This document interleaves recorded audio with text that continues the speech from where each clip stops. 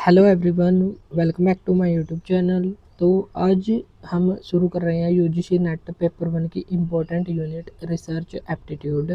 और research aptitude से अब बहुत ज़्यादा क्वेश्चन पूछे जा रहे हैं। अब की बार दिसंबर 2025 में तो न्यूमेरिकल भी पूछे गए थे, जो स्टैटिस्टिक्स का एक पार्ट है, और सैम्पलिंग से भी क्वेश्चन पूछे जाते हैं। लेकिन हम यहाँ पर इम्पोर्टेंट क्वेश्चंस को नहीं बल्कि इम्पोर्टेंट कॉन्सेप्ट्स को डिस्कस करेंगे। और आज की क्लास हमारी होगी meaning of research and characteristics of research. तो रिसर्च क्या होता है, उसका मीनिंग क्या होता है और उसकी विशेषताएं क्या क्या होती हैं। 12 इम्पोर्टेंट करैक्टरिस्टिक्स की चर्चा आज की क्लास में हम करेंगे। तो लास्ट तक बने रहें, क्लास काफ़ी इम्पोर्टेंट होगी आपके एग्ज़ाम के लिए। तो सबसे पहले हमारा रिसर्च का मीनिंग। तो रिसर्च का मतलब क्या होता है। अगर हम रिसर्च वर्ड को देखें तो ये री प्लस सर्च से मिलकर बना है, जिसका मतलब होता है, री का मतलब होता है अगेन। जैसे हम कोई चीज़ डिस्कवर कर चुके हैं तो उसको दोबारा से डिस्कवर करना, दोबारा से उसकी खोज करना, दोबारा से छानबीन करना, या दोबारा से नए सिरे से उसकी जांच पड़ताल करना। तो इसको हम बोलते हैं रिसर्च, यानी कि again discover. Discovering something new, कुछ नया चीज़ खोजना। जैसे अगर किसी व्यक्ति ने कोई टॉपिक पर रिसर्च कर दी है, अगर हमें उसमें कमी लगे तो हम दोबारा से उसी टॉपिक पर सेम रिसर्च कर सकते हैं। और कभी कभी हम वेरीफाई करने के लिए भी कि उसने रिसर्च सही की है या नहीं, उसको वेरीफाई करने के लिए हम दोबारा से रिसर्च मेथड सेम अपनाकर, सेम सैंपल अपनाकर दोबारा से रिसर्च करते हैं। और कभी कभी हम सेम रिसर्च को लेकिन सैंपल अलग लेते हैं, मेथड्स या तकनीक अलग अपनाते हैं दोबारा से, तब भी हम रिसर्च कर सकते हैं, यानी कि कुछ नया खोजने के लिए। और जो हम रिसर्च करते हैं वो सिस्टमेटिक होती है, ये नहीं होती कि पहले हम डाटा कलेक्शन करेंगे, फिर हम प्रॉब्लम को डिफाइन करेंगे, फिर आइडेंटिफाई करेंगे प्रॉब्लम को। नहीं, ये होती है सिस्टमेटिक, यानी कि ये स्टेप बाय स्टेप होती है। पहले हम प्रॉब्लम को आइडेंटिफाई करेंगे, आइडेंटिफाई के करने के बाद प्रॉब्लम को डिफाइन करेंगे, डिफाइन करने के बाद हम उससे रिलेटेड लिटरेचर देखेंगे। लिटरेचर से पहले हम देखेंगे हाइपोथेसिस, हाइपोथेसिस को क्रिएट करेंगे। कभी कोई ऐसी रिसर्च होती है, जैसे हमारे हिस्टोरिकल रिसर्च है, जब हम टाइप्स ऑफ रिसर्च में पढ़ेंगे तब देखेंगे हिस्टोरिकल रिसर्च, तो उसमें हाइपोथेसिस नहीं बनती। तो ऐसा भी नहीं कि हाइपोथेसिस बनाना कंपलसरी है, किसी किसी रिसर्च में हाइपोथेसिस बना सकते हैं और किसी किसी में बनती ही नहीं, जैसे हिस्टोरिकल रिसर्च में। ये साइंटिफिक होती है। साइंटिफिक का मतलब होता है वैज्ञानिक। वैज्ञानिक क्या होता है, वैज्ञानिक होता है कि जिसको हम वेरीफाई कर सके, जो तथ्यों पर आधारित होती है। रिलायबल, रिलायबल जिस पर हम विश्वास कर सके। तो रिसर्च ऐसी होती है जिस पर हम विश्वास कर सके। अगर हमारे रिसर्च के इंस्ट्रूमेंट वेरीफाइएबल है, अगर वो विश्वसनीय है, रिलायबल है, तो हमारी रिसर्च भी रिलायबल होगी। तो यह होता है रिसर्च कि किसी चीज़ के बारे में कुछ खोजना, दोबारा से किसी चीज़ के बारे में हम कुछ नई चीज़ खोजते हैं। या कोई समाज में अगर कोई समस्या आ गई, जैसे अब कोई समस्या आ गई महंगाई की। अगर पुराने समय में महंगाई की समस्या आती तो उसके तरीके कुछ अलग थे, उस समय जो रिसर्च हुई होगी वो कुछ अलग लेवल पर हुई होंगी। लेकिन आज के समय का जो कॉन्टेक्स्ट हम देखें तो आज के समय में महंगाई के कुछ और कारण भी हो सकते हैं। तो उस आज के समय के अकॉर्डिंग जब हम समस्याओं का समाधान खोजते हैं तो उसको हम रिसर्च बोल सकते हैं।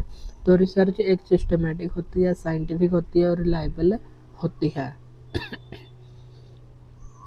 अगर हम देखें इसकी करैक्टरिस्टिक्स यानी कि विशेषताएं, जो हमारा जो ये नोट्स है वो हमारे इंग्लिश लैंग्वेज में है, लेकिन हिंदी वालों को भी कोई प्रॉब्लम नहीं होगी, क्योंकि जो हम बातें बता रहे हैं वो हिंदी में ही बता रहे हैं, लेकिन यहाँ पर बस इंग्लिश में लिखा हुआ है। करैक्टरिस्टिक्स का मतलब होता है विशेषताएं। इसकी 12 महत्वपूर्ण विशेषताएं हैं रिसर्च की। अगर ये 12 विशेषताएं हैं तो वो एक अच्छी रिसर्च है, वरना नहीं। तो सबसे पहला है ऑब्जेक्टिविटी। ऑब्जेक्टिविटी का मतलब होता है वस्तुनिष्ठता। वस्तुनिष्ठता एक होती है ऑब्जेक्टिविटी और एक होती है सब्जेक्टिविटी। ऑब्जेक्टिविटी होती है वस्तुनिष्ठता, जिसमें जैसे अगर कोई व्यक्ति धार्मिक समुदाय से संबंधित है और वो धार्मिक समुदाय से संबंधित ही रिसर्च करे, या धार्मिक या किसी एक रिलेटेड एक धर्म से उसका लगाव है, जैसे अगर कोई एक हिंदू व्यक्ति है या एक मुस्लिम व्यक्ति है, अगर वो धर्म के बारे में रिसर्च करे और अगर वो व्यक्ति हिंदू धर्म का है और अगर उसको हिंदू धर्म से संबंधित रिसर्च के दौरान कुछ बुरी बातों का पता चले, लेकिन वो धर्म से लगाव रखता है, हिंदू धर्म से या मुस्लिम धर्म से, और उसको उस धर्म से रिलेटेड कुछ बुरी बातों का पता चले और वो रिसर्च में उनका जिक्र ना करे क्योंकि उसका इस धर्म से विशेष लगाव है, इसलिए तो उसमें क्या हो जाएगी, सब्जेक्टिविटी आ जाएगी, उसमें बायसनेस आ जाएगी। बायसनेस का मतलब क्या होता है, उसमें उसके अपने विचार शामिल हो जाएंगे। लेकिन रिसर्च में ऐसा नहीं होना चाहिए। जैसे हमारे पास तथ्य आते हैं, जैसे हमारे पास फैक्ट आता है, डाटा आता है, डाटा के अकॉर्डिंग हमको रिपोर्ट बनानी चाहिए और उस रिपोर्ट को पेश करना चाहिए। तो कोई भी बायसनेस नहीं होनी चाहिए, पक्षपात नहीं होना चाहिए। ऑब्जेक्टिविटी का मतलब होता है कि रिसर्च में पक्षपात के लिए कोई भी जगह नहीं है, विदाउट एनी बायस होनी चाहिए, बिना पक्षपात के होनी चाहिए। तो ये होती है। और सब्जेक्टिविटी क्या हुई, सब्जेक्टिविटी होती है जिसमें पक्षपात होता है, हमारे निजी विचार भी उसमें शामिल होते हैं, लेकिन रिसर्च में जो रिसर्चर है उसके निजी विचारों से कोई लेना देना नहीं है, बल्कि विदाउट एनी बायसनेस या बिना पक्षपात के होनी चाहिए। इसको बोलते हैं हम वस्तुनिष्ठता या ऑब्जेक्टिविटी। नेक्स्ट है रिलायबिलिटी। रिलायबिलिटी क्या होती है, विश्वसनीयता। विश्वसनीयता का मतलब होता है जिस पर हम विश्वास कर सकें। तो वेरीफिएबल होनी चाहिए। वेरीफिएबल का मतलब क्या होता है, जैसे हम बचपन में जब हम गुणा भाग करते थे या भाग करते थे तो हम उत्तर की जांच पड़ताल भी करते थे। जांच पड़ताल का मतलब क्या है, जैसे भागफल आ गया या शेषफल आ गया तो उसको हम एक तरीके से उसकी जांच करते थे।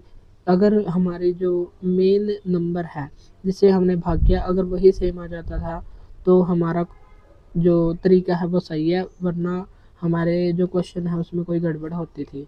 तो ये होता है वेरीफिएबल। वेरीफिएबल का मतलब होता है बार बार रिसर्च अप्लाई करने पर सेम रिजल्ट आना चाहिए।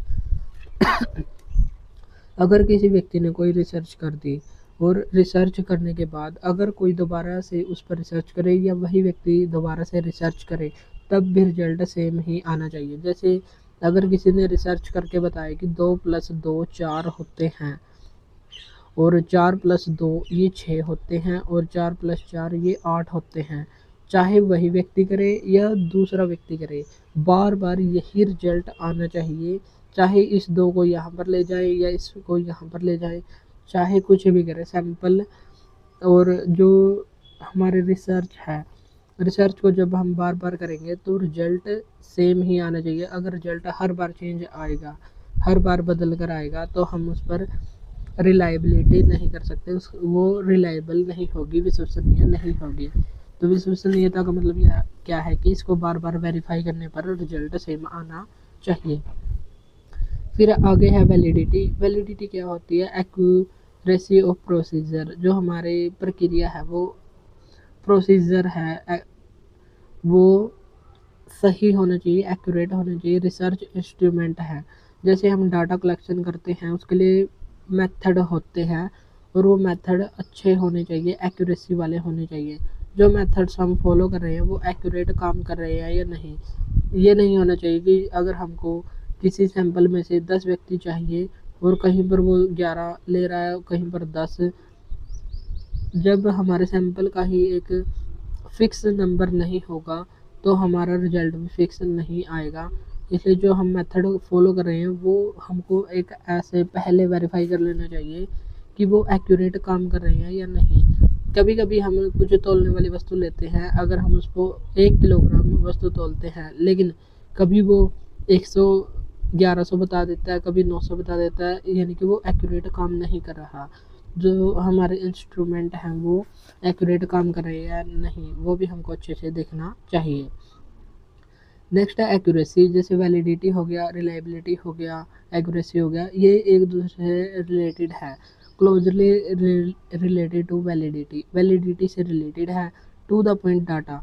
जैसे अगर हम बात करें कि किसी व्यक्ति से पूछे कि तुम्हारे एग्जाम में कितने नंबर आए, एक तो बोले 90, अबव 90 आए, तो ये हो गया हमारा एवरेज। एवरेज अबव 90 तो 100 भी हो सकता है, 99 भी हो सकता है, कितने भी हो सकता है। लेकिन अगर कोई व्यक्ति से पूछे और वो बताए 95.6 आए, 95 या 93.2 आए तो ये है एग्जैक्ट वैल्यू। और एग्जैक्ट वैल्यू को या to the point value, to the point data जो दे तो उसको बोलते हैं एक्यूरेसी। तो ये होती है सटीकता या एक्यूरेसी। एक्यूरेसी में हम एग्जैक्ट वैल्यू को बताते हैं, लेकिन एवरेज में हम अबोव या बिलो ऐसे ही करके कि एवरेज हमारा 9 वाले लाइन में आए हैं तो ऐसे हम बता सकते हैं। वैसे ही रिसर्च में हम देखते हैं। नेक्स्ट है हमारा क्रेडिबिलिटी। क्रेडिबिलिटी ये भी विश्वसनीयता से ही संबंधित होती है। रिजल्ट आउटकम्स ट्रस्ट वर्दी हैं या नहीं। Use best source of information. जो हमारा रिसर्च का रिजल्ट है, आउटकम्स है, वो ट्रस्ट वर्दी है या नहीं। जैसे हमने रिसर्च की कि अगर हम कोई भी रिसर्च हम मान सकते हैं, जैसे वोटिंग बिहेवियर पर हम मान लेते हैं, मतदान व्यवहार पर, कि जो भी व्यक्ति वोट देने जाते हैं वो पैसे लेकर ही जाते हैं, बिना पैसे दिए वो घर से बाहर ही नहीं निकलते। तो जो हमारी रिसर्च है, हमारी रिसर्च क्या है कि मतदान व्यवहार पर है और मतदान देने वाले सभी व्यक्ति पैसे लेकर ही वोट देने जाते हैं, बिना पैसे दिए वो घर से बाहर ही नहीं निकलते। तो हम उस पर विश्वास कैसे करेंगे जब रियल में वोटिंग होगी और जब हम खुद वहाँ पर जाएंगे और देखेंगे कि लोग पैसे से जा रहे हैं या अपने आप जा रहे हैं। तो अगर वो बात सच निकली तो वो ट्रस्टवर्दी होगी या वरना नहीं। इसलिए जो हम इंफॉर्मेशन का सोर्स यूज कर रहे हैं, जैसे हम देखें कि भारत में कितने परसेंट वोटिंग हुई, वोटिंग परसेंटेज जैसे 68% हुई, 70% हुई। जैसे न्यूज़ चैनल में होता है वो एग्जैक्ट वैल्यू नहीं देते, लेकिन अगर हमको एग्जैक्ट वैल्यू चाहिए तो हम इलेक्शन कमीशन की वेबसाइट पर जाकर ऑफिशियल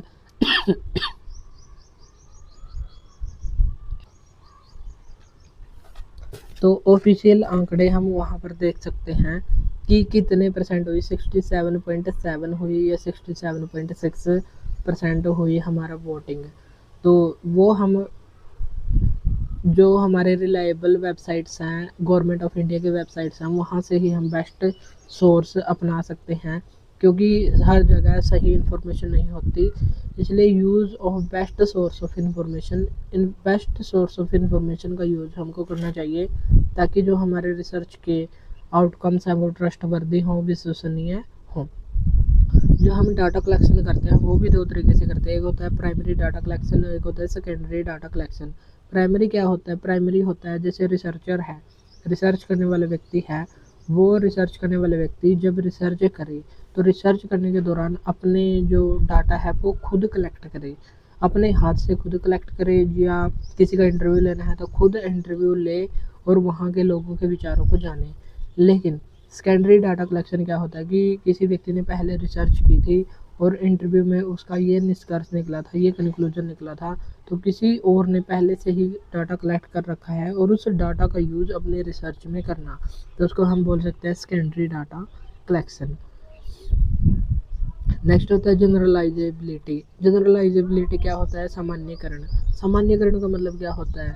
जैसे अगर हम कोई सैंपल इस्तेमाल करते हैं, जैसे हम 1000 व्यक्तियों में से 100 सैंपल लेते हैं।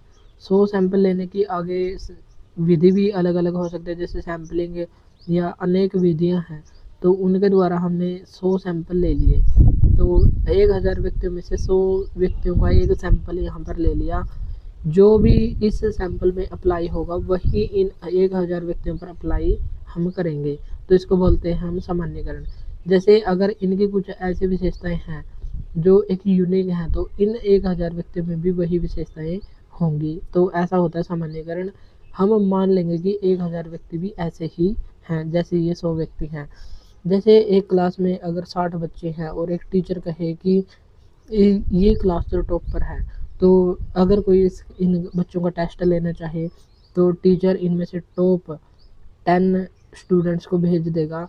अगर ये टॉप 10 स्टूडेंट्स अच्छे हों तो पूरी क्लास को ही अच्छा कंसिडर किया जाएगा, अगर ये हार जाए तो पूरी क्लास को ही हारा हुआ कंसिडर किया जाएगा। तो ये होता है रिप्रेजेंटेटिव, प्रतिनिधि होता है सैंपल। इस पूरी क्लास का प्रतिनिधित्व ये 10 स्टूडेंट डिसाइड करेंगे। जैसे कोई स्कूल में या कॉलेज में कोई फंक्शन होता है या यूनिवर्सिटी में कोई फंक्शन होता है और कॉलेज का एक व्यक्ति, एक स्टूडेंट वहाँ पर गया हुआ होता है यूनिवर्सिटी में, और वो व्यक्ति या स्टूडेंट जब यूनिवर्सिटी में जाता है तो अपने कॉलेज का रिप्रेजेंटेटिव होता है, प्रतिनिधित्व वो करता है। अगर वहाँ पर वो स्टूडेंट जीत जाता है तो पूरे कॉलेज को ही जीता हुआ कंसिडर वहाँ पर किया जाता है, यानी कि ये होता है जनरलाइजेशन या सामान्यकरण। जैसे अगर हम एक घर वाला एग्जाम्पल देखें कि थोड़ी सी चाय को चखना, जैसे हमारे पास एक पतीले में चाय है और इसमें बहुत चाय है, लेकिन अगर हम इसमें से थोड़ी सी चाय को चख लेते हैं, थोड़ी सी चाय चखने के बाद हम बता सकते हैं कि सारी चाय टेस्टी है या नहीं। तो ये भी एक जनरलाइजेशन ही है। Research findings can be applied to a larger population. जो हमारे रिजल्ट हैं, रिसर्च के रिजल्ट हैं, उनको हम पूरी पॉपुलेशन पर ही अप्लाई कर देते हैं। इसको बोलते हैं हम जनरलाइजेबिलिटी या सामान्यकरण। नेक्स्ट होते हैं इम्पीरिकल। इम्पीरिकल का मतलब क्या होता है? अनुभवजन्य, जिसको हिंदी में बोलते हैं अनुभवजन्य। अनुभवजन्य का मतलब based on real life experience by researcher. Researcher कभी कभी रिसर्च करने के लिए जाता है तो उसको कुछ ऐसी समस्याओं का सामना करना पड़ता है, या कुछ कभी कभी उसको बहुत अच्छा लगने लगता है कि रिसर्च करने में मुझे ऐसा अनुभव हुआ, ऐसा मैं कर सकता था या ऐसा मैंने किया, तो मेरा जीवन अच्छा हुआ या बुरा हुआ। तो ऐसे कुछ रियल लाइफ एक्सपीरियंस होते हैं, उनको भी रिसर्च में शामिल किया जाता है। ये होता है एम्पिरिकल। तो रिसर्चर के एक्सपीरियंस भी सच्चे होने चाहिए। तो जो रिसर्च होती है, कभी कभी कहते हैं कि तुम अपना अनुभव बताओ कि तुमको रिसर्च करके कैसा लगा। अगर उस व्यक्ति ने रिसर्च की होगी तभी वो बता पाएगा कि उसका अनुभव कैसा रहा, या अनुभव के आधार पर ही कई बार हम बहुत सारे क्वेश्चंस के आंसर दे पाते हैं। तो रिसर्च एम्पिरिकल या अनुभवजन्य भी होती है। नेक्स्ट है सिस्टमेटिक। रिसर्च सिस्टमेटिक या व्यवस्थित होनी चाहिए। सिस्टमेटिक का मतलब होता है स्टेप बाय स्टेप होनी चाहिए। Should be step by step होनी चाहिए। जैसे एग्जांपल देख लेते हैं। पहले प्रॉब्लम को आइडेंटिफाई करेंगे,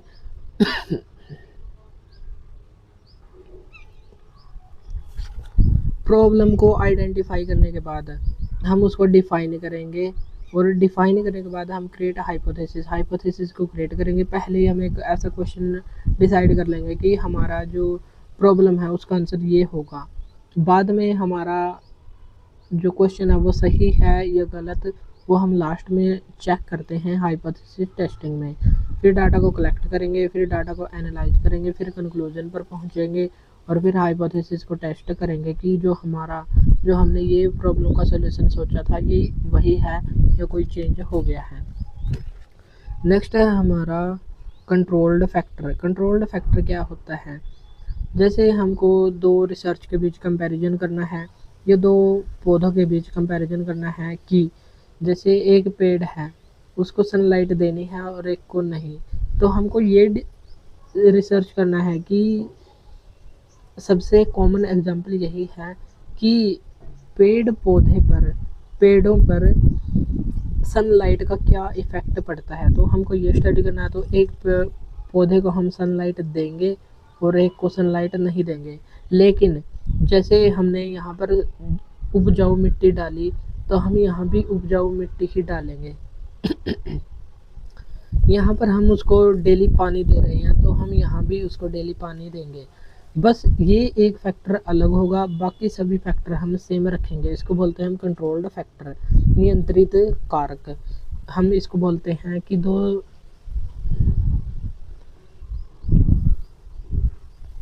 दो रिसर्च के बीच, दो पदार्थों के बीच एक फैक्टर का अध्ययन करने के लिए बाकी सब फैक्टर को सेम रखना, लेकिन जिस फैक्टर की स्टडी हम करना चाहते हैं उसको एक में प्रेजेंट करना और एक में एब्सेंट कर देना।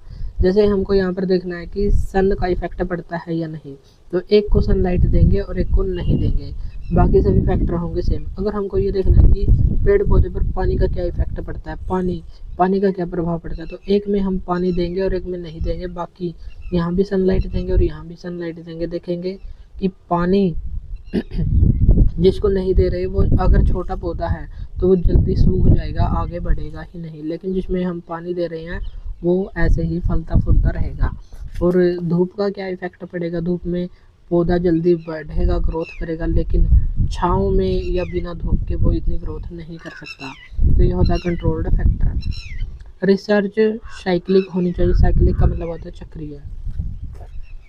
साइक्लिक का मतलब क्या होता है, चक्रीय। चक्कर क्या होता है, तो ऐसे कुछ होता है चक्कर। हम जैसे वाटर साइकिल पढ़ते हैं तो वाटर पहले होता है ज़मीन पर, तालाब के अंदर। गर्मी पड़ती है, जैसे ये सन है तो यहाँ पर धूप पड़ती है, तो धूप पड़ने के बाद ये गर्म हो जाता है और ये वाटर वेपर के जरिए ऊपर ऊपर भाप बन जाती हैं, भाप ऊपर उड़ने लगती हैं। जब इन जो भाप है इनको थोड़ा ठंडा टेम्परेचर मिलता है तो कंडेंसेशन हो जाता है, तो ये बादल बन जाते हैं। बादल जब प्रेस हो जाते हैं या दबाव में आ जाते हैं तब फिर से वर्षा होने लगती है। तो ये एक जल का साइकिल है, एक चक्कर है।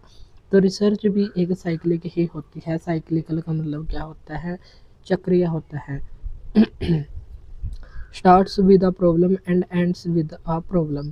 तो जो रिसर्च है हमारी प्रॉब्लम के साथ स्टार्ट होती है और प्रॉब्लम के साथ ही ख़त्म हो जाती है। जैसे हमने किसी टॉपिक पर रिसर्च की कि कोई भी समस्या हो सकती है, उसका समाधान हमने दे दिया, लेकिन जब आने वाला व्यक्ति है, हमारे पास जो भी व्यक्ति आएंगे रिसर्च करेंगे तो उसको हमारी रिसर्च में कुछ कमी लगी, तो दोबारा से उस प्रॉब्लम को सॉल्व करने के लिए वो दोबारा से रिसर्च करेगा। तो जहाँ पर हमने रिसर्च छोड़ी थी तो वहाँ से दोबारा से वो रिसर्च को स्टार्ट कर रहा है। तो ये होता है साइक्लिकल, यानी कि एक रिसर्च कंप्लीट कर देता है लेकिन वहीं पर एक क्वेश्चन छोड़ देता है, ये प्रॉब्लम वहीं से दोबारा से रिसर्च होती है। तो रिसर्च साइक्लिक होती है, चक्रीय होती है। नेक्स्ट है लॉजिकल। लॉजिकल क्या होता है, इंडक्टिव और डिडक्टिव। डिडक्टिव क्या होता है, डिडक्टिव हम लॉजिकल रीजनिंग में अच्छे से पढ़ेंगे। तो डिडक्टिव होता है पहले कोई थ्योरी बनी हुई है, जैसे हमको पता है कि 2 + 2 और -2 इंटू 2। पहले हमको ये पता है कि ये पहले सॉल्व करेंगे और इनमें से हम किसी को भी पहले सॉल्व कर सकते हैं, पहले इसको करेंगे और उसके बाद इनमें से किसी एक को सॉल्व कर सकते हैं हम। तो ये थ्योरी बनी हुई है, इसमें हम डाटा पुट करेंगे और इसको टेस्ट करेंगे कि ये थ्योरी अच्छे से काम कर रही है या नहीं। इंडक्टिव होता है पहले हम थ्योरी को क्रिएट करेंगे, एग्जाम्पल के जरिए हम थ्योरी को क्रिएट करेंगे। तो जो हमारी रिसर्च है वो डिडक्टिव और इंडक्टिव दोनों ही होनी चाहिए। या तो हम थ्योरी में अप्लाई करें या हम एग्जाम्पल के ज़रिए समझें। रिसर्च हमारी दोनों तरीके से लॉजिक उसमें लगना चाहिए, तो लॉजिकल होनी चाहिए हमारी रिसर्च, ये भी एक महत्वपूर्ण विशेषता है। Next critical. क्रिटिकल का मतलब क्या होता है, आलोचनात्मक। रिसर्च ऐसी नहीं होनी चाहिए कि सभी लोग उसकी तारीफ़ ही तारीफ़ करें, बल्कि उसमें कुछ कमियां भी होनी चाहिए, उसको इवेल्युएट अच्छे से करना चाहिए। शुड फ्री फ्रॉम ड्रॉबैक्स, कमियों से फ्री होनी चाहिए। शुड बी इवेल्युएट, ऐसी होनी चाहिए जिसको इवेल्युएट किया जा सके। इवेल्युएट का मतलब क्या होता है, उसकी अच्छी बातें और बुरी बातें दोनों को ही बताया जा सके, ऐसी रिसर्च होनी चाहिए। एरर लेस होनी चाहिए रिसर्च। तो ये होता है क्रिटिकल, ये भी इसकी एक महत्वपूर्ण विशेषता है। हमने देखा था कि रिसर्च होती है जो रिलायबल होनी चाहिए। तो रिसर्च को अगर हम रिपीट करते हैं तो रिसर्च रिपीट करने के 2 तरीके हैं, रिजल्ट सेम आता है या नहीं। एक, अगर सेम रिजल्ट आता है तो रिसर्च को रिपीट करने के 2 तरीके कौन-कौन से हैं। एक होता है रेप्लिकेबल और एक होता है रिलायबिलिटी। रेप्लिकेबल और रिलायबिलिटी ये क्या-क्या होता है, जैसे रिसर्च अगर हम रिपीट करें तो रिजल्ट सेम आएगा, वैसे ही रिलायबिलिटी में भी रिसर्च को रिपीट करें तो रिजल्ट सेम आएगा।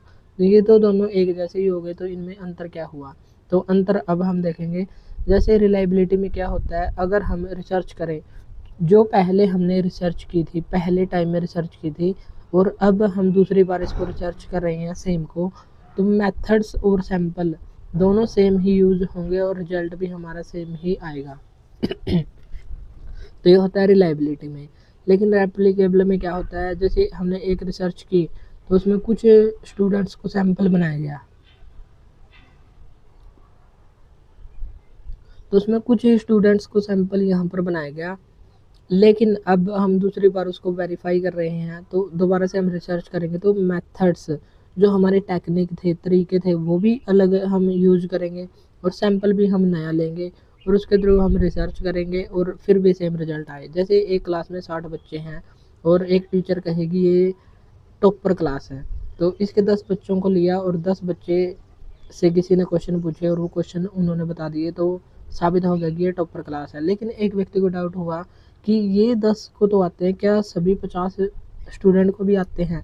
तो इन 10 को छोड़कर दूसरे व्यक्ति ने बोला कि मैं खुद डिसाइड करूँगा कि मैं कौन सा सैंपल लूँगा। तो ये सभी सैंपल यहाँ पर लिए, इनमें से 10 और छांट लिए और 10 से फिर से क्वेश्चन पूछे। अगर ये भी क्वेश्चन बता देते हैं तो ऐसा मान लेंगे कि रिजल्ट दोनों का सेम है। अगर रिजल्ट दोनों का सेम आया दोबारा से, फिर ये हो जाएगी रेप्लिकेबल और रिलायबिलिटी दोनों ही रिपीट करने पर सेम रिजल्ट देती है, लेकिन रिलायबिलिटी में सेम मेथड और सैंपल का यूज किया जाता है, लेकिन रेप्लिकेबल में नए सैंपल और नए मेथड्स का यूज किया जाता है। तो ये एक डिफरेंस है जो हमको अच्छे से पता होना चाहिए। तो ये थी हमारे रिसर्च एप्टीट्यूड की पहली क्लास, जिसमें हमने रिसर्च का मीनिंग देखा और रिसर्च के 12 इम्पोर्टेंट करैक्टरिस्टिक्स देखी, रेप्लिकेबल और रिलायबिलिटी में अंतर देखा। अगली क्लास में हम रिसर्च के ऑब्जेक्टिव्स और इसके एम्स क्या क्या होते हैं, एक गुड रिसर्चर की विशेषताएं क्या क्या होनी चाहिए, इनके बारे में हम कुछ चर्चा करेंगे। और जैसे फाल्सिफिएबिलिटी क्या होती है, पार्सिमनी क्या होती है, ओकम्स रेजर सिद्धांत क्या होता है, इनके बारे में भी हम नेक्स्ट क्लास में डिस्कस करेंगे।